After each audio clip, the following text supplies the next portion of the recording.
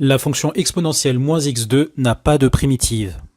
Bienvenue, je suis Algébri pour te servir et te simplifier les maths, n'hésite pas à t'abonner. Suite à une story que j'avais postée sur mon Insta pour un prank que j'avais fait à une de mes élèves en cours particulier, j'ai noté que ce point n'était pas clair dans l'esprit de tout le monde. Vous inquiétez pas, elle l'a pas mal pris. Enfin, je crois.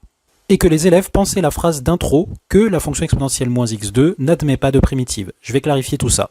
Déjà, un théorème vu en terminale dit que toute fonction continue admet des primitives. Or, cette fonction-là est continue d'après les théorèmes de cours, donc elle admet des primitives. Donc il y a bien une autre fonction qui est dérivable et dont la dérivée vaut exponentielle moins x2. C'est un théorème et donc on sait que cette fonction existe.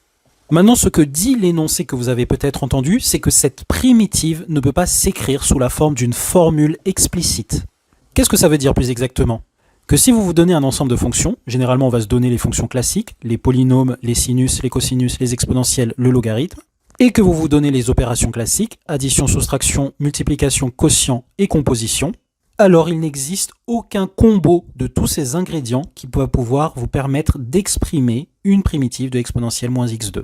Cela signifie que cette primitive-là ne va pas s'écrire par exemple exponentielle de sinus de n'importe quoi divisé par cosinus de quelque chose du logarithme, etc., etc. On sait démontrer qu'aucune formule de ce type ne peut se dériver en exponentielle moins x2. Si donc aucune formule de ce type ne peut se dériver en exponentielle moins x2, mais que exponentielle moins x2 admet des primitives, c'est que les primitives de exponentielle moins x2 ne peuvent pas s'écrire de cette façon. Donc distinguez bien les deux notions. Être primitivable, ça veut dire qu'il existe une primitive, une fonction dérivable dont la dérivée est notre fonction.